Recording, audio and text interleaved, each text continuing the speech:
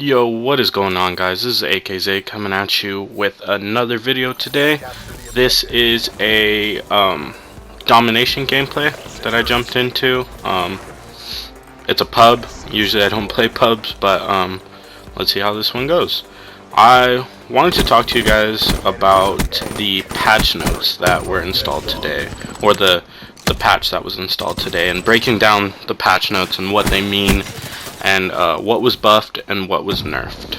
So first I'll start with the weapons, because there were changes made to the weapons and the specialists as well. I'm not going to go over the specialists just because they're minor things.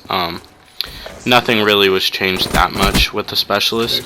So let's jump right in this with the submachine guns. First up we have the Kuda. The Kuda had quite a few things changed. The reduced one-hit kill range in hardcore mode, so that means you'll be getting a lot less one-shot kills in hardcore with the Kuda. Laser sight bonus more aligned with bonus received in other SMGs. Reduced aiming down sight movement, but no longer lose speed while firing. So that means you'll aim down sight a little slower is what I'm taking. Reduced ADS movement, but no longer lose speed while firing. VMP. There was only one change made to the VMP, which was reduced aiming down sight movement, but no longer lose speed while firing. I think that was added in the Kuda, the VMP, and I think another one later on. So the Weevil had quite a few changes made to it as well. Removed speed reduction while firing, increased aiming down sight speed, increased sprint recovery speed, and increased 5-hit kill range. So it looks like the Weevil got another buff. Shout out to Nadeshot. I know Nadeshot's been trying to get the Weevil buff forever. It's one of his favorite guns for some reason. And this is one of the more controversial ones, is the Vesper. The Vesper has been rumored to be getting a buff soon, and these are what changes have been made. Removed speed reduction while firing, increased aiming down sight speed, increased sprint recovery speed, and increased ability to control recoil.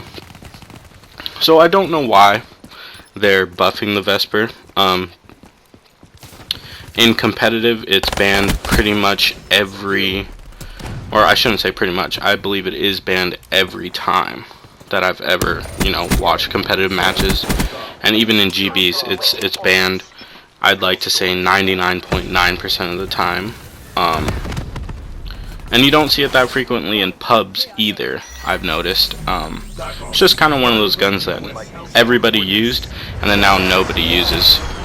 Pretty strange, but oh well. So the Pharaoh is up next. Removed speed reduction while firing, and increased aiming down sight speed. So the Pharaoh's aiming down sight speed has always been a little slow in my opinion. You kind of have to run quick draw, and fast hands kind of helps a bit, but it's good to see that's increased. The Pharaoh is a very good submachine gun. I've been seeing it more and more in GBs and more and more in arena, so maybe it'll be making a bigger presence in competitive as well, even though it is semi-automatic, or burst fire I should say. So up next is the Razorback. The Razorback has 3 changes made to it. The first one is removed speed reduction while firing, increased 4-hit kill range, reduced 1-hit kill range in hardcore mode. So it's kind of a buff and a nerf at the same time. It increased the 4-hit kill range, which is good because I've always thought that the Razorback kind of kills slow in long distance gunfights. But then in hardcore mode, reduced 1-hit kill range. The HG40 has some changes made as well, which is increased 3-hit kill range, or increased 3-hit kill damage range. So a slight buff. Up next is the shotguns. The KRM 262 is increased 1-hit kill range potential, which I kind of have a problem with that. I don't like seeing the shotguns being buffed at this point in the game. The shotguns are OP as it is, in my opinion. I honestly kind of see them dying down in Call of Duty eventually, just completely dying down. I see them completely being removed from competitive in general as well. The one-shot kills on those are kind of just ridiculous. People will run a submachine gun with overkill and have you know, a KRM in their back pocket or an Argus in their back pocket. It's annoying. It's really, really annoying. So the Haymaker also had a buff, increased 3-hit kill range, and the Argus had a buff, increased 1-hit kill range potential when hip firing. So that's even more scary, in my opinion. The Argus hip firing has increased 1-hit kill range. I don't know what these guys are trying to do with this. Maybe they're trying to bring the shotguns back into the scene, I guess. I don't know, but usually it's the annoying kids in pubs that use the shotguns. That nade was pretty gorgeous. But yeah, usually it's the annoying kids in pubs that will use the shotguns, and even some annoying people in GBs. They'll use, you know, a sub and then a shotgun in their back pocket. It's just really, really annoying. Light machine guns are up next. The BRM, increased aiming down sight speed,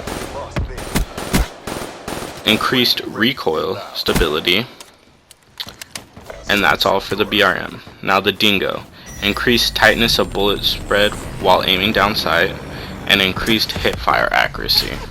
I have somewhat of a problem with that as well. The Dingo is probably, in my opinion, the best light machine gun in the game. It has a great fire rate. It's, you know, very, very powerful gun. Kills pretty quickly. I have no problem with how it is now, but giving it a buff might make it a tad bit OP, because right now it's already the best light machine gun in the game, in my opinion. Buffing that is just going to make it that much more, you know, powerful. But, you know, what can I do? The Gorgon is next. Increased aiming down sight speed, increased recoil stability, and increased damage through light cover. So that basically means that they're just going to be able to aim down sight faster, control their recoil a bit better, and be able to wall bang a bit better. Great. That's a huge buff for the Gorgon. That is a pretty big buff. And for the 48 Dredge, increased fire rate and increased aiming down sight outspeed. Okay, so yeah, just faster fire rate for the 48 Dredge and increased aiming down sight. I kind of have an issue with the 48 Dredge as well.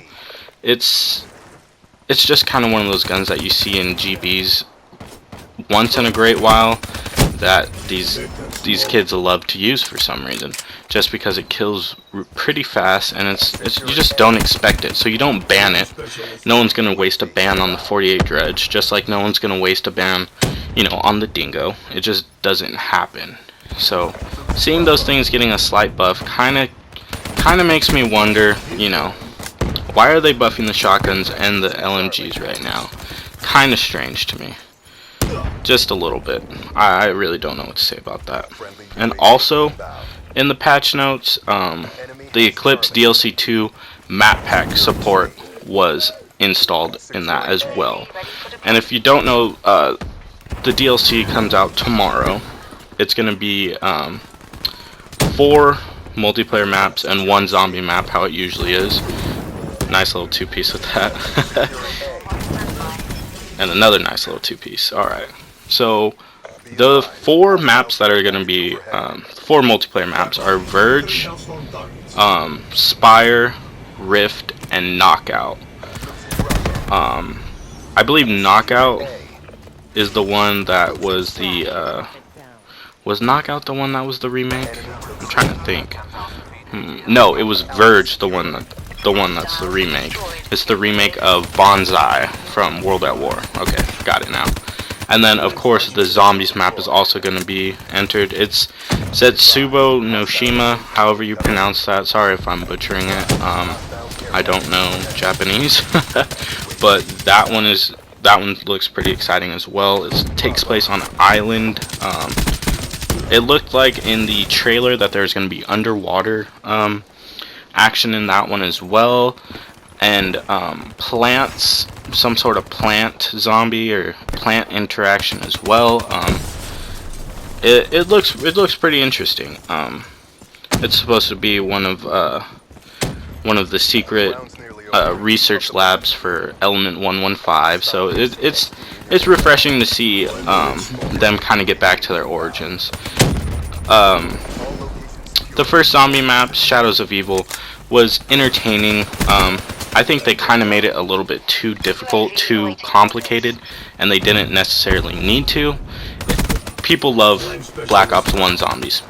You know, people didn't love Black Ops 2 zombies as much, but still, it wasn't as complicated as Shadows of Evil. Shadows of Evil was, you know, an iffy zombie map. But as far as that goes, those are the patch notes that I have for you guys. That's pretty much everything besides what was done to the specialist, which wasn't much, so I hope you guys enjoyed. This is AKZ. I had a blast, and I'm out of here.